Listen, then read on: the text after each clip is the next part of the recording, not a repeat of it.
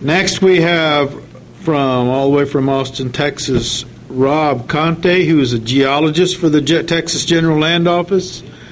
He works at Nueces County and the city of Corpus Christi and the city of Port Aransas. And Rob is going to address, I don't see what your title, no, Sargassum Beach Maintenance, Nueces County, 2007. I could have read it if I looked up there. Thank you, Rob. I ran across this article yesterday in Yahoo News, and I thought you'd be interested. I'll just read you the headline because I know we're running short on time. Seaweed provides clues to earliest inhabitants of Americas. And I'll put the article. Okay. Can you hear me now?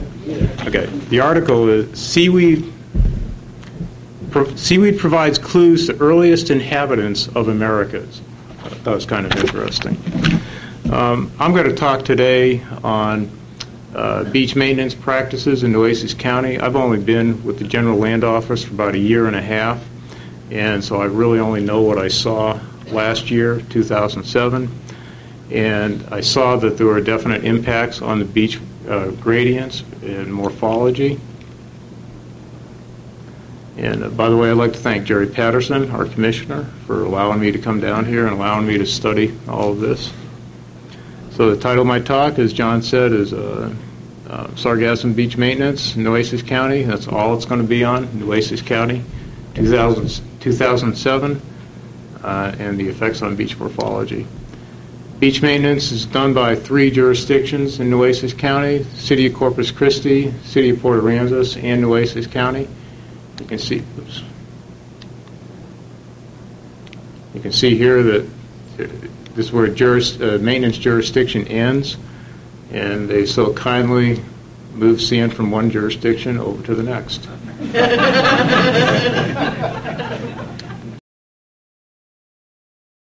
Which is really 2007 maintenance method. Really, it consists of front stacking seaweed sand on 4 dune faces, and I'm going to refer to that as grade and glom, because what they do is they take graders, they concentrate the seaweed, mix with a lot of sand, and then they glom it onto the face of the 4 dunes. And these create what I call maintenance dunes, which are seaward of the natural dunes. Again, the current, or the 2007 grade and glom method, results in narrowed beaches from 4 dune accretion, wider dune fields, lengthened beach access routes, longer dune walkovers, removing sand from the beaches, altering beach profiles by moving sand from the beach into the dunes. Whoops, the list goes on, sorry. It also results, grade and glom also results in changing grades of the slope of the 4 dune faces, potentially increasing beach erosion from storm surges, decreasing beach elevations due to scraping the seaweed sand mix, seasonal high tides lapping the most seaward parts of the dune walkovers, and possible conflicts with the Open Beaches Act and the Dune Protection Act. Here's a picture of narrowed beaches. I think Richard had showed an aerial photo of this earlier, and you can see the difference in the distance of the beach from the shore. They ran out. I guess the Port Aransas decided that they had run out of room up here, so they did the front stacking down here. 4 dune accretion, which all that really means is that the 4 dunes prograde towards the sea. And I wasn't around at the time, but my guess is that this utility pole was not put in these 4 dunes. It was probably on the beach at the time. So you can get a feel for how much, oops, sorry about that. You get a feel for how much the maintenance dunes have actually prograded seaward. Wider dune fields. Again, this looks like it's maybe a maintenance dune ridge here. I'm not sure about this one, but it is actually a spectacular picture of a very wide dune field. Longer dune walkovers. Just really not much more to say about that. And then probably most significantly is the altered beach profile from moving the sand from the beach into the dunes. You can see here that this area has all been graded, and significant amounts of sand and seaweed have been moved into the foredunes. This is looking north. This is Lost Colony subdivision up here, very, very close to the shore. Looking south from the same point, you can see the changing grade of the foredune faces by moving sand from the beach into the dunes. And at the same time, it's being glommed onto the vegetation that had been reestablished probably in the interim from the last maintenance period to this one. Moving sand from the beach profile to the seaward part of the dune system. This is this is David Parsons from the city of Port Aransas, a scale. He's standing on top of some backstacked seaweed sand mix. And in the practice of grade and glom also forces the walkover landing farther seaward. And this is creating potential problems for vehicular access, and most of the beaches in Nueces County are accessible to vehicles. The grade and glom method adversely impacts vegetation, its dune stabilizing root systems and the foredune faces, changes or steepens the foredune faces, may increase the beach erosion potential from storm surges by directing water energy downward. In other words, in a storm surge, the energy, instead of riding over a less steep slope, may tend to be driven down just by the more vertical nature of the foredune face. Sargassum season usually begins in March. Again, I've only seen one season, so I'm no expert like Tony and Richard and all the other speakers. And Sargassum season usually ends in around June. Hurricane season begins June 1st officially. The only reason I mention that is because by the end of the Sargassum maintenance period, all these dunes, or many of the dunes, have been covered with mixtures of seaweed, sand, and they may have weakened the dunes by killing or impacting the vegetation on the foredune faces. So they're therefore more vulnerable for the ensuing hurricane season. Richard, can you try to speak up a little bit, please? Sorry? Can you hear that better? Okay. Let's see. Need to define the areas with the maintenance needs and their frequency. Identify areas where removal is required on a daily basis. Obviously, that would be key to tourism. Identify areas with lesser removal frequency needs, and identify areas where sargassum would not have to be removed. Map the relative urgencies of the maintenance. Also, the practices must comply with the Open Beaches Act. You cannot make beaches impassable. The Dune Protection Act cannot weaken dunes or dune vegetation. The Beach Dune Rules, which provide procedures for local and state reviews of applications for beachfront construction certificates and dune protection permits. And these are all the legal sites for these. In assessing where to apply alternative maintenance methods, identify which areas will need daily or other frequency sargassum removal, evaluate the method's impact on critical habitats or endangered species, identify which methods will minimize the impact on beach profiles.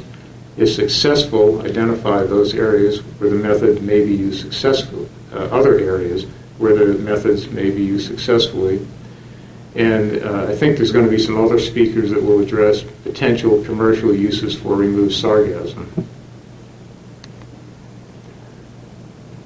Identify which methods should be used for which areas. Again, method may not be the same for all areas, probably is not.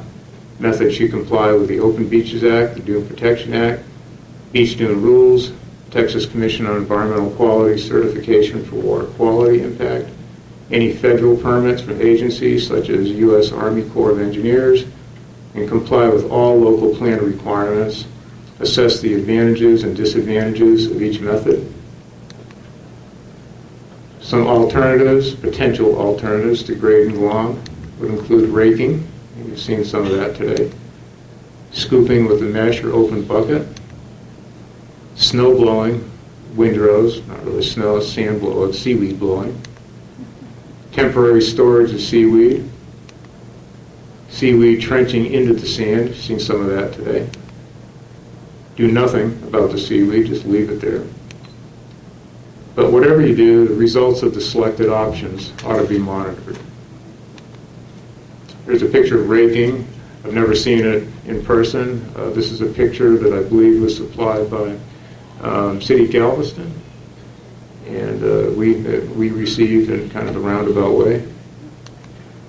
Scooping with a mesh or open bucket. I know this was from the City of Galveston. I think they were to be commended, are to be commended for their efforts in trying to scoop up seaweed while leaving sand in place. And in October last year, we went down and visited the City of Galveston. Lou Moeller and his folks gave us a demonstration. This is a bucket that they were using. They retrofitted this bucket with, I think, what they call bat wings to increase the amount, the volume that they could take of seaweed they could take up with each scoop.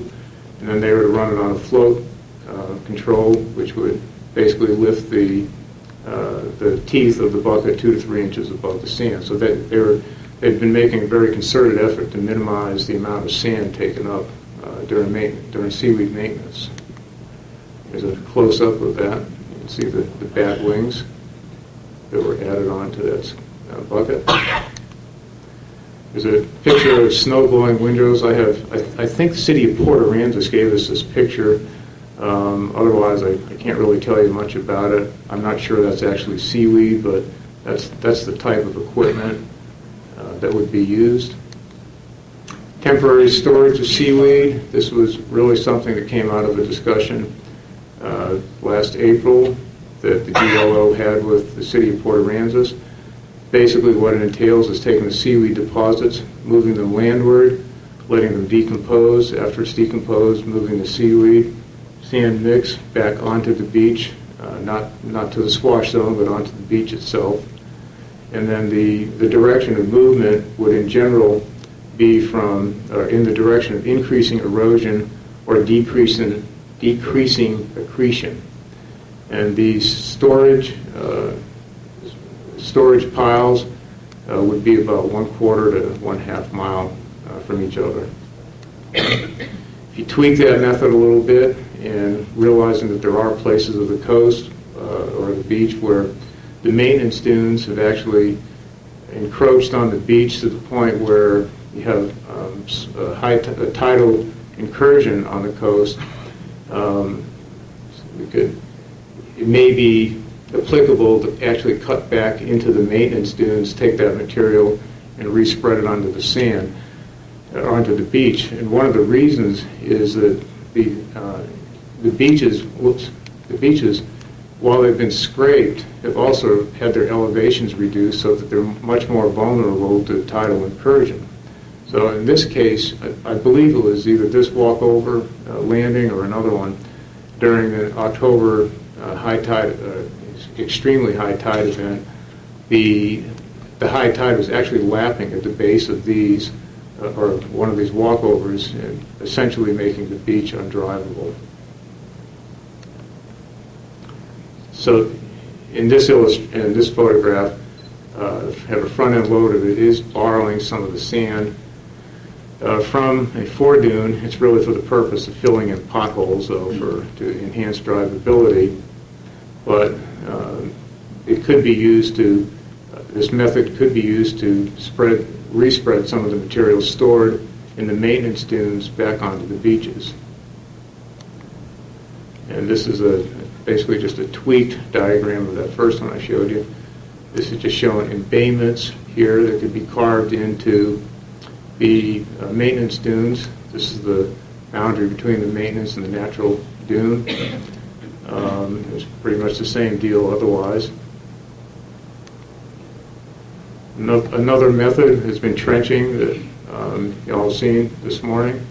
Basically, they're just taking the seaweed that accumulates on the beach and they're trenching it or furrowing it into the beach sand.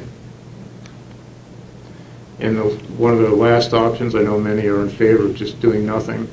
I think one of the interesting aspects of this photograph is this family who is looking at the seaweed, but I think they're about all barefooted, and none of them are walking in the seaweed. And I think that's fairly typical just because you don't really know what's lurking in there. Hate to say, but it could be hypodermic needles. I know I've done, when my kids were small, I do adopted beach cleanups, and we would find some hypodermic needles and other nefarious objects in there. Advantages and disadvantages of raking. These lists are intended to be open-ended, hardly definitive. The advantages of the raking, it leaves sand on the beach, much more so than some of the grading lawn method. However, it may adversely affect habitats of turtles or birds. Scooping with a mesh or open bucket leaves more sand in place in the greater or closed bucket. However, it cannot separate sand from the organic material. May negatively affect habitats of turtles or birds. The snow blowing type equipment leaves more sand in place in the grader. That's assuming that the windrows have not taken up much sand in the first place, and they put that method would put nutrients back into the dunes. Again, however, it may require permission of the landowner to deposit the blown seaweed, and there may be a lot of other issues that I've not identified here. Temporary storage of seaweed, keep sand on the beach, allow for nutrients to degrade before being relocated on the beach. Disadvantages hasn't been demonstrated on the Texas beaches, at least in Nueces County, as far as I know. I may be corrected on this. Demonstration and capital equipment costs are high, may be visually unappealing and create nuisance odors, just like leaving it on the beach. Trenching the seaweed into the sand incorporates organics and nutrients directly back into the beach. However, it may require a core permit. I believe it does, as a matter of fact, because it's trenched into the swash zone. It may make for soft, wet sand on the beach, which is, as you saw earlier, makes it difficult to drive on, not impossible. And do nothing. Let nature take its course. This would return. Beaches would return to their natural cycles. May abate beach erosion. Leave sand in place, allows dunes to revegetate and strengthen. However, again, it may be aesthetically unappealing, may negatively impact tourism, may require re-education of the public to appreciate seaweed. Monitoring, whatever happens, you have to monitor the results of the selected options. Identify the methods that leave sand on beaches, preserve beach profiles, do not weaken dunes and dune vegetation, and could be applied in other coastal areas. And I also wanted to mention that there's an abstract in the back of the room on the right, and it was written by Carly Bone and myself, and it basically summarizes a lot of this in a paper that she and I are working on right now. And John, if we have time for questions, I'm more than happy to take any. I'd like to make a comment about this business of odor. Most of the odor from the seaweed occurs when beach raking interferes with the interface between the seaweed and the sand, where you're getting hydrogen sulfide formed. The weed itself, if you go down to the beach enough, the weed itself has not got, in my opinion anyway, an odor that's odoriferous. I've never actually smelled it, so okay. I'm like the hill country. You see in the newspapers, you always see stinky seaweed. Yeah. And in fact, if you go to the East Coast and you look at their more macroalgae that is far more stinky than the stinky seaweed we have in our beach. Well, I'm going to kick around some today and see if I can see what it's like. Yes, Richard? Yeah, my biggest problem is with this sand storage and then removal. For several reasons, you're talking about where the natural dunes are. In many places, the natural dunes are not where they would be had the beach maintenance not been going on for 20 years. Yeah. They'd be further seaward. And so when you get a storm and erodes it back, then that's where the natural dunes are.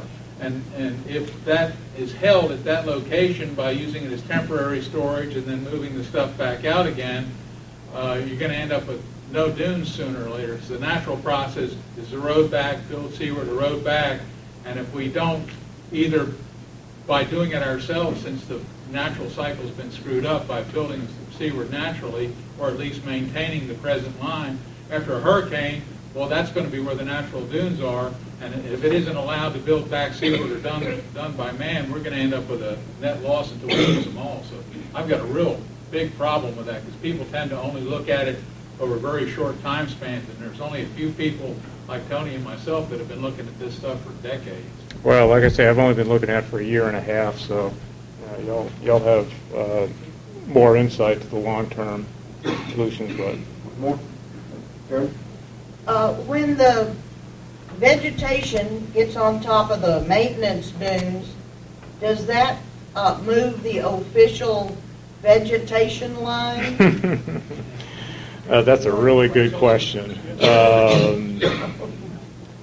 So the people that have their driveways affected by the stuff lapping against it, they gain land? Well, depends on whose survey you look at, really. I mean, we've been. And I think you'll find out. Well, we're going through this exercise with one gentleman just north of Access Road 1A, and he thought he had gained some land there, and it turned out he did not, because he had a fixed survey boundary for his property. And what all that really happened was that he has more driveway to maintain, and he's got other legal issues because he's trying to sell the house right now. So it's not. That's a really good question, and I'll give you a really lousy answer. It's okay. I'll give you about the line of vegetation. When you create the maintenance dunes, does that create a new line of vegetation? The